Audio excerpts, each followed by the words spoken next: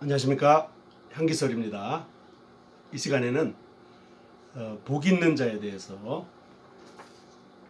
시편 1편을 통해 교제 드리겠습니다. 모든 사람은 복 받기를 좋아합니다. 그래서 싫은 소리보다는 빈말이라도 복과 관련된 말을 듣기를 좋아합니다. 그래서 우리는 신년 인사에서 새해 복 많이 받으세요, 이렇게 말하는 거죠. 시편 1편은 많은 이들이 사랑하고 있는 성경 말씀입니다. 1절을 보면 복 있는 사람은 악인들의 꾀를 따르지 아니하며 죄인들의 길에 서지 아니하며 오만한 자들의 자리에 앉지 아니하고, 이렇게 기록하고 있습니다.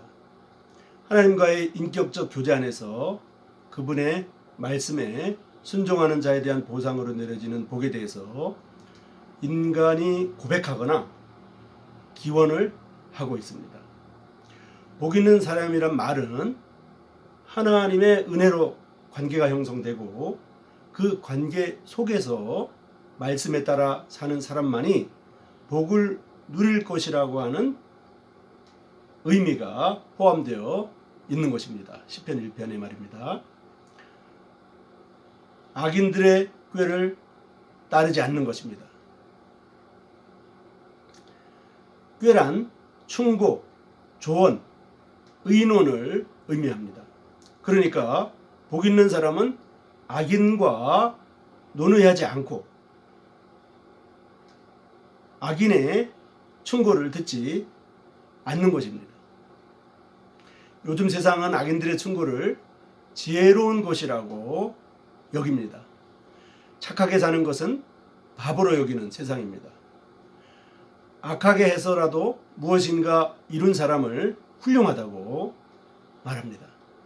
그러니까 세상은 악인의 꾀를 따르는 것입니다.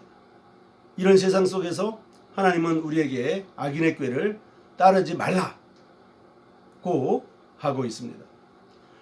두 번째로, 복 있는 사람은 죄인의 길에 서지 않는 자라고 말합니다. 하나님의 율법에서 빗나간 자는 당연한 결과로 삶의 방식도 하나님의 말씀에서 벗어나게 되는 것입니다. 그래서 길이란 단어를 태도 또는 습관을 말하고 있다고 볼 수 있습니다.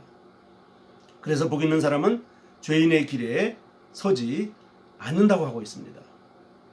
여기서 서다는 말은 위치를 취하다라는 의미입니다. 서지 않는다는 말의 분명한 의미를 우리가 알 수가 있습니다. 세 번째로, 복 있는 자는 오만한 자들의 자리에 앉지 않습니다. 오만한 자, 이는 조롱하다, 비웃다 라는 뜻입니다. 조롱하는 자를 의미하는 것입니다. 하나님을 향하여 악한 말로 조롱하는 자를 의미합니다. 그러니까 오만한 자란 하나님을 멸시하는 자인 것입니다. 하나님의 존재 자체를 부인하는 자들인 것입니다. 앉다라는 말은 산다는 뜻이 있습니다. 오만한 자들의 자리에 앉지 않는다는 말은 하나님을 멸시하는 자들의 모임에 들지 않는 것을 의미하는 것입니다. 이유는 그러한 모임에 있다 보면 자신 속에 있는 하나님에 대한 생각이 오염이 되고 불신의 마음이 생기기 때문입니다. 그래서 믿음의 명문 가정이 되는 것이 아주 중요합니다.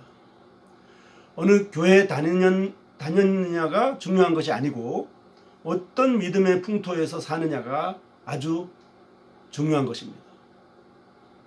1절에서 세 가지 동사가 언급되었죠.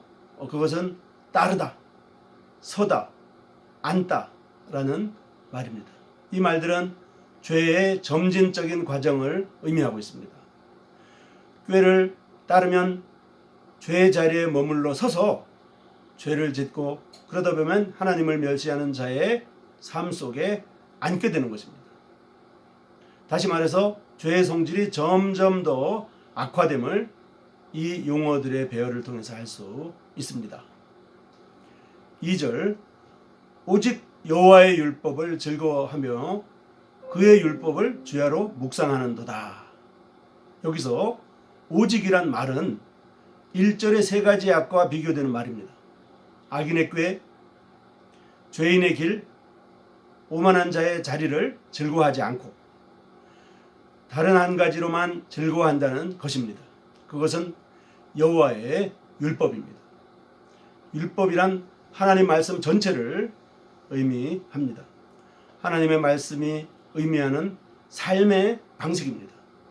세상의 쾌락을 말하고 성경의 근신을 말한다면 기꺼이 근신을 선택하는 것을 의미하는 것입니다. 주야로 묵상한다는 것은 지속적으로 그 율법과 관계를 맺는 삶을 사는 것을 의미합니다. 이것이 성결한 성도의 삶을 살기 위한 가장 기본적인 삶의 방식인 것입니다.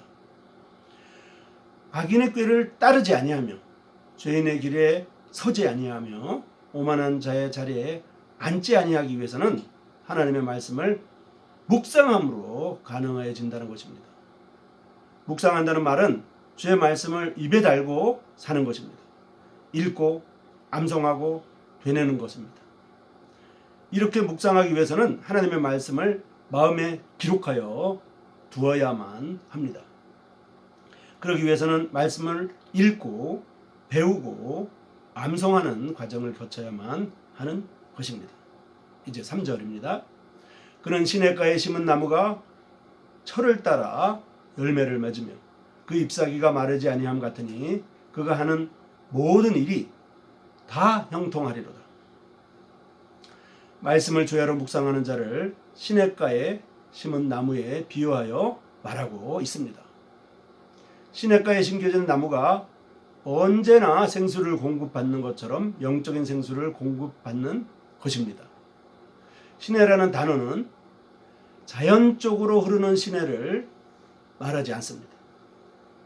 이스라엘에서 대부분의 시내는 간헐천입니다. 비가 와야 물이 흐르는 곳입니다. 인공수로를 가르치는 말입니다. 시냇가에 심은 나무를 말하면서 인공수로를 언급한 이유는 농부의 지속적인 돌봄을 의미하는 것입니다. 나무가 추수기에 열매를 맺는 것은 자연스러운 결과입니다. 인생의 추수기에 자연스럽게 열매를 맺게 되는 것입니다. 추수기에 맺히는 열매이므로 겉으로는 화려하나 속은 비어있는 악인들의 열매와는 달리 완전히 익은 열매임에 틀림없습니다. 마르지 않는다는 것은 건조한 동풍이 불 때입니다.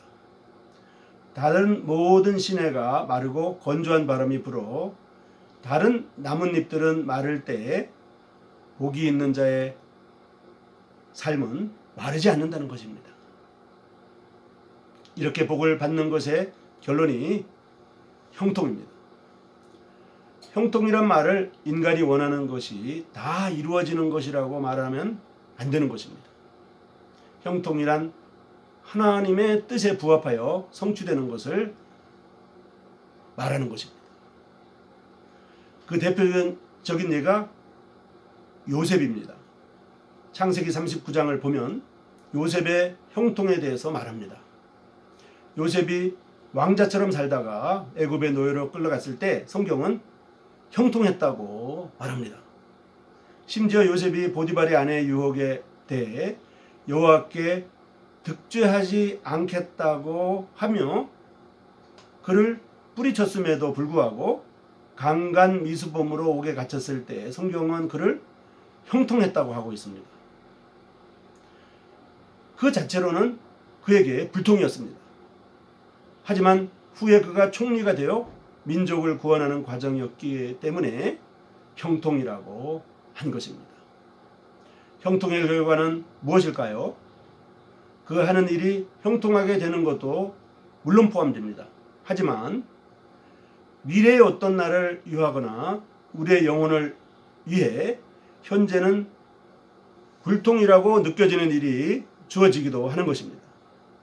궁극적인 형통은 우리 영혼의 구원과 우리들을 통해 우리의 집과 주변이 구원받는 것입니다. 5절과 6절입니다. 그러므로 악인들은 심판을 견디지 못하여 죄인들이 의인들의 모임에 들지 못하리로다. 무릇 의인들의 길은 여호와께서 인정하시나 악인들의 길은 망하리로다. 모임에 들 수 있는 원인은 여호와께서 인정하셨기 때문이라고 하고 있는 것입니다. 성도에게 있어서 가장 중요한 것은 철을 따라 열매를 맺을 때입니다. 때가 되었을 때라는 것이죠. 때가 되기 전에 이 땅에서 맺는 것들은 참가치가 없는 것입니다. 개인적이든지 우주적이든지 종말을 맞고 하나님 앞에 섰을 때가 중요한 것입니다. 오늘은 시편 1편의 복 있는 자에 관해서 말씀드렸습니다. 감사합니다.